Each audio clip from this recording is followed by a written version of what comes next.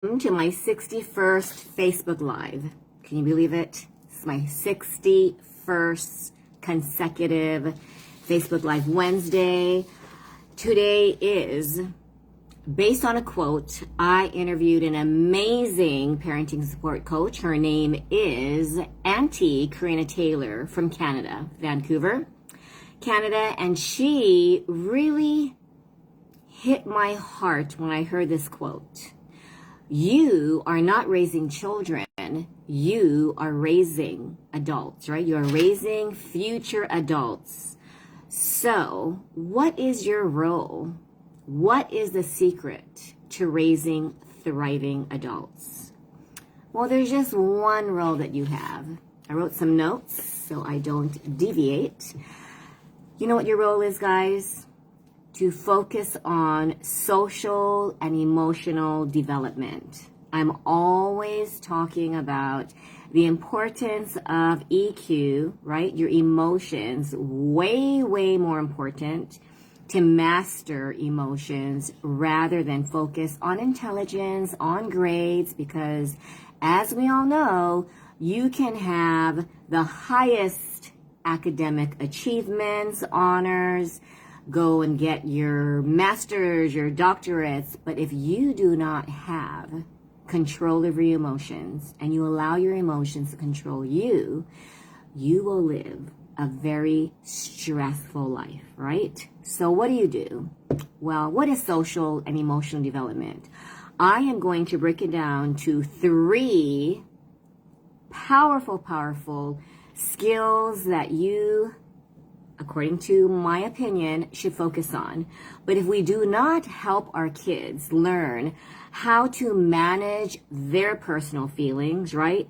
How to understand the needs and feelings of others, and how to have positive interactions, just learning these 3 components, which I think are major life skills, just knowing these 3 can increase happiness, lengthen their life, and just improve their health overall. Just learning how to manage and understand your emotions can decrease diseases when we grow older, because as we all know, when we live with stress, it can lead to so many physical ailments, right? I remember my cousin long ago, she died years ago. She said disease is the dis-ease. It's the dis-ease of the body. So this is what I'd like to share. You have such a powerful role as a parent. What can you do? Number 1, focus on the connection first, right? If your child feels loved and feels safe to share, not just physical safety, but emotional safety. I just learned from one of my daughters that, if they didn't feel safe to share certain things because they thought they would get an eye roll, or they thought they would be judged. And sometimes judgment doesn't have to be words, right? Judgment can be shown with your facial expression, the energy that you give. And you think you're being supportive, but your kids can read your disappointment in them, right? Your kids can feel whether you approve of them and whether you're judging them. So the one thing, if there's only one thing you can do out of all these 3, focus on the connection with your child.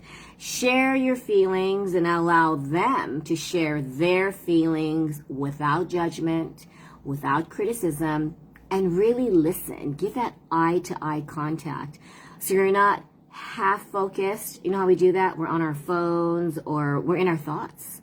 Sometimes you're just in your mind and you just say the oh yeah, and you know that you're not listening, right? My youngest says, so what did I just say? What was the last thing that I said? What was the last thing that I said? And then you realize, I really wasn't listening, right? You were hearing them, but you weren't really listening. So, another thing you do to connect with them is to practice every single day empathy.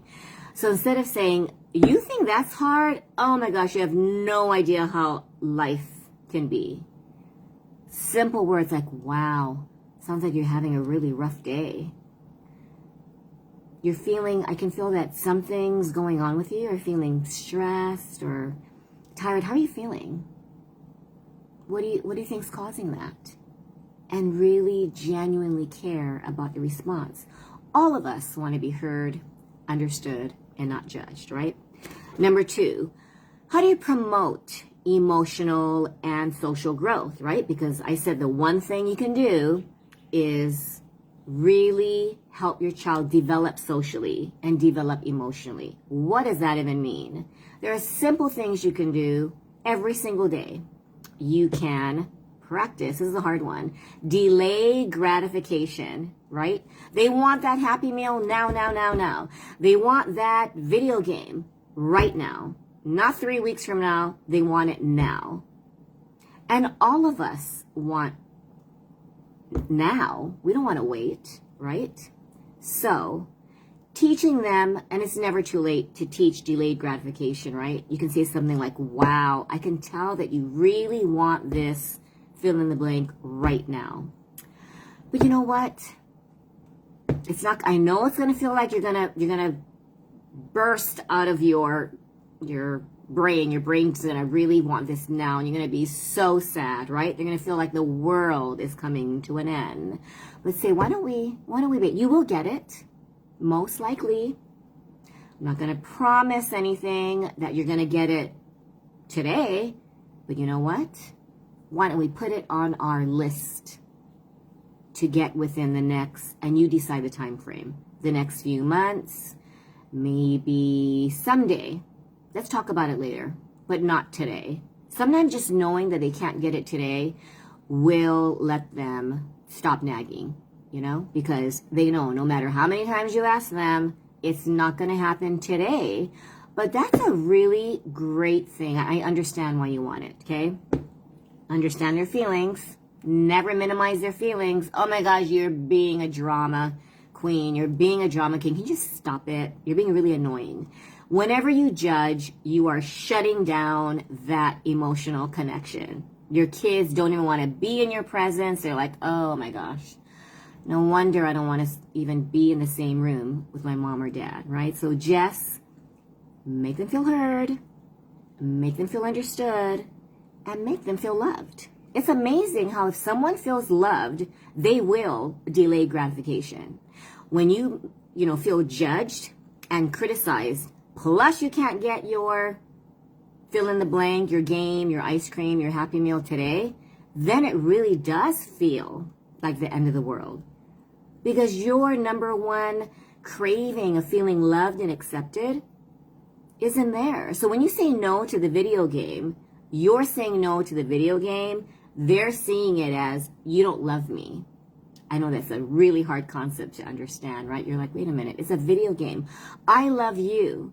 But children really connect the physical or whatever they want with love.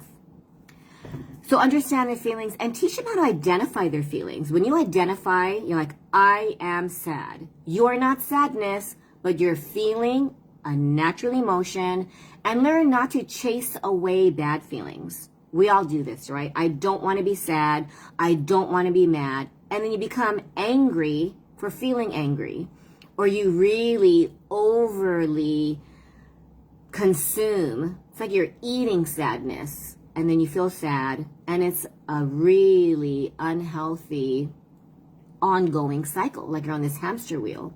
And then you tell yourself, I can't do anything because I'm sad. I can't do anything because I'm so depressed or angry. And it paralyzes you. Well, if kids learn that feelings are normal and they will pass, they're temporary.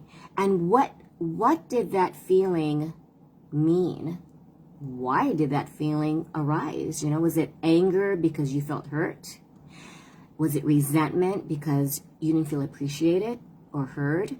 And when you really understand how emotions work, they don't take over your mind because you know not to believe every thought you have. You're like, oh yeah, anger's there. Oh yeah, that irritating depression is there. Oh, I'm just so sad. But I do not have to let it run my life. And that one thing can really teach your children that it'll pass.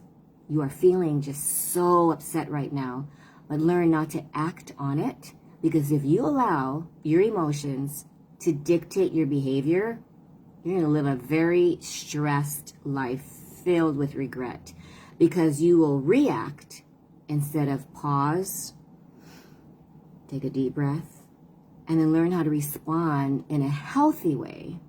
Okay? And then number 3, model thriving. How can you teach future adults how to thrive if you don't role model it? So all the kids who are stressed, if your kids are, in your eyes, disrespecting you, being naughty, or just disappointing you, take a step back and don't judge their behavior. It's an opportunity for you to learn how to connect, how to empathize, and how to just learn more about how your child processes feelings, what your child is going through, and how you can offer support. It's not about you. It's about how you can help foster healthy development of social, emotional, and even mental development, right? We focus so much on grades, so much on discipline, so much on like you need to know how to be a responsible, respectful, resilient adult, but we don't role model it, right? So what do we do?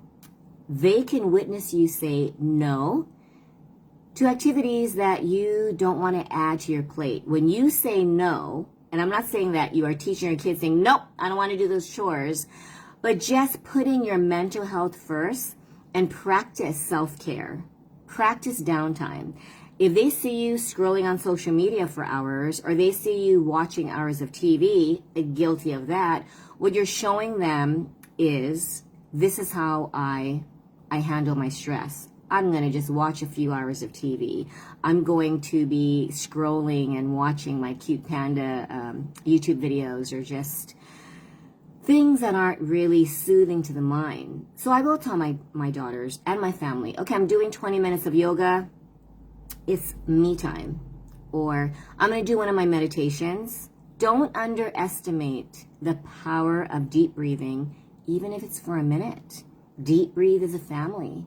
Teach your children the power of putting their self-care first. That's not playing video games. That's not distraction and escape, but it truly is building their mental and emotional tank. And how do you do that? Engage in a family hobby. Maybe you take up something that you've never done before. Everyone has talked about puzzles and board games and maybe taking family walks. That's fine too, but let your child see you engage in an activity that you like. Maybe it's having lunch with a friend. Maybe it is doing just something that you like, and you show your child, that we will do family bonding stuff too. Eat dinner together. You go out for, their favorite ice cream, or try not to focus on food, but make family bonding time really special, and a daily or even weekly ritual if you can't do it every day. And remember now, bonding doesn't have to be a half an hour. Bonding can take as little as 10 minutes. When you're driving and everyone's in the car, you just talk about something fun. Hey, if you could be any animal that you want, what would it be? What if you were to choose one thing to put in a time capsule? What would that be? Why? Well, that's interesting. Can we all say a sentence without using the letter E? I'm famous for doing brain building exercises as a fun. It might not be fun to them, but you know what? They might roll their eyes, they might laugh, but engaging in family bonding time will build wonderful memories when you're gone. You want to leave a legacy, and the only way to leave a legacy is to build memorable moments, right? Otherwise, their memorable moments will be, oh my gosh, remember when mom yelled at me? I remember when dad grounded me. You want positive, memorable moments, and how you instilled values. Was reading a value, was it something like, you better do your 2 pages of reading before you have fun? You know, make it fun. Hey, let's put on a spontaneous 2-minute play. You're Goldilocks, you're the 3 bears, and you can mix up the fairy tales, create your own fairy tale, right? And you can make it super, super short, but engage in interesting conversations. You can even engage in a debate, but you keep your emotions out of it and really listen, because you can learn so much about your children's values, how they think, what they feel, and what they're going through by their responses. And it's just a conversation. It's not something where, like, I've learned not to make it into a life lesson. I've learned not to lecture, even though I'm famous for that, and really make your kids feel loved and safe to share without judgment, right? If they go, you know what, I really wish I could be an astronaut. Wow, that does sound cool. What do you love most about being an astronaut if you choose that path, right? So it could be like everyone's saying, you know, outdoors. Do not estimate 5 minutes of being outdoors as a family. You can practice racing. You can practice blowing bubbles. This past weekend, we got our little water guns out. And the magic of water gun play is, it'll make you laugh. It'll make you have fun. Unless the water gets into your eyes, then it's not so much fun. But think of activities that don't involve just, let's go shopping at the mall. Or you will teach them what happiness is all about. Is happiness getting the latest toy? Is happiness eating at a restaurant that you really, really need to eat at? Are they going to focus on food to make them happy as they're growing up? I'm not against, eating for fun, but what you're doing is creating those habits that when they're stressed as an adult, will they learn to pick up a donut? Or will they learn, you know what, I just need 3 minutes of just doing jumping jacks, running, or even if they're indoors, doing 5 minutes of stretching or watching a 3-minute and participating in it too, a 3-minute deep breathing, positive energy meditation. I invite you to go to my YouTube channel, Letting Go with Aloha. I have about 15 mama meditations. These meditations are not just for mamas. They can be for children, for grandmas, grandpas. If you're living and breathing, those mama meditations are for you. But find your flow too. Lastly, find your flow. How do you find your flow? Look back at your childhood. What made you happy? And just do it. When you were a little girl, did you play with dolls or color? I'm not saying to buy dolls, but you know what? Maybe it represented using your imagination. I loved writing stories. I loved drawing. And now I decided to get out of my comfort zone. I'm doing acrylic painting, watercolor painting, and I never would have thought that I would choose that because I always felt like I wasn't good enough. When you teach your children that they are good enough exactly the way they are, they do not have to earn your love. Even if they fail, even if they mess up, even if they disappoint you, you love them. I love you no matter what. Say that. Even if I got an F, yes, I love you. I love you no matter what. Does wonders to build and develop, right? Social and emotional security and growth. So schedule time for activities, go on dates with your significant other, go on dates by yourself, reconnect, have a love affair with yourself. Put yourself first so your children know the importance of self-care and finding their flow. If your child is bored, find out. If you could do anything in the world, what would you do? I would fly in a rocket ship. Well, let's see, what kind of rocket ship would you travel in? Google it. Google the different types of rocket ships. Where would you want to go? I would love to visit Australia. I would love to swim with the sharks. Watching a shark video or seeing the sights in Australia, it is amazing how my sixth graders who hate academics, their eyes light up. You know, when they say, hey, do you think we can watch a video on a shark attacking a dolphin, or dolphins swimming with turtles, or whatever it is? I invite you to practice non-judgment. I invite you to practice being open-minded.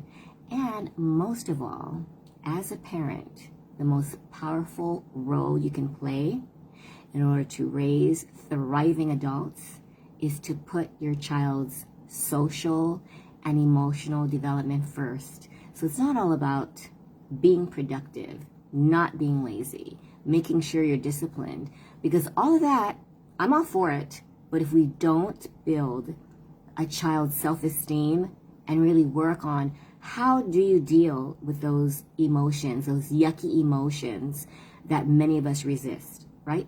Whether it's being lazy, whether it's being upset, sad, resentful, jealous, we need to teach our kids how to deal with those emotions.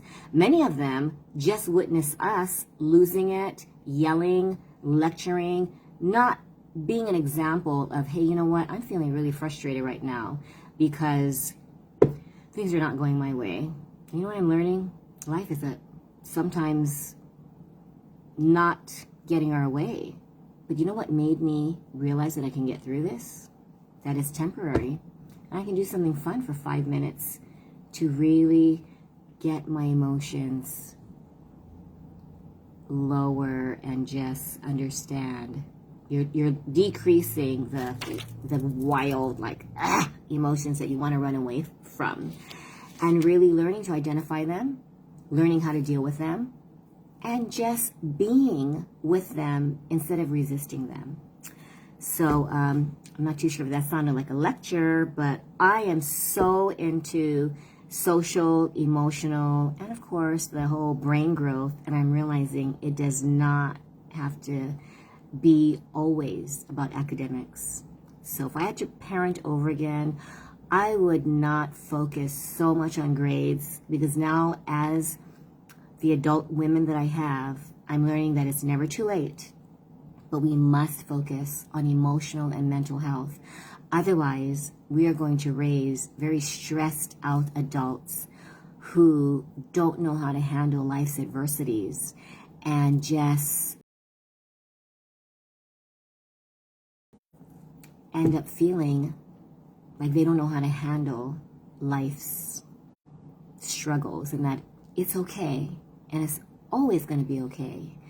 We just have to deep breathe and know and trust that we can survive any obstacle that life offers. And it's not an obstacle. You know what it is? It's an opportunity to grow and thrive.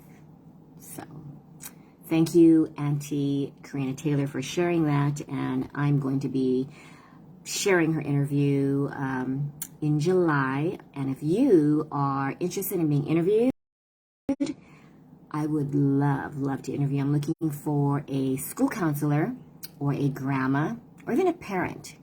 If you wouldn't mind being vulnerable and sharing what is the most frustrating part of parenting, please message me and let's set up an interview. I would love to hear your parenting stories, or even if you're not a parent, what did you gain from your childhood, and what do you regret the most? I would love to just hear about that.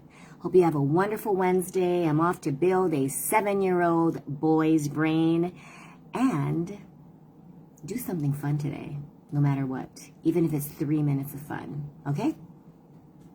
Thanks for watching, guys. Bye.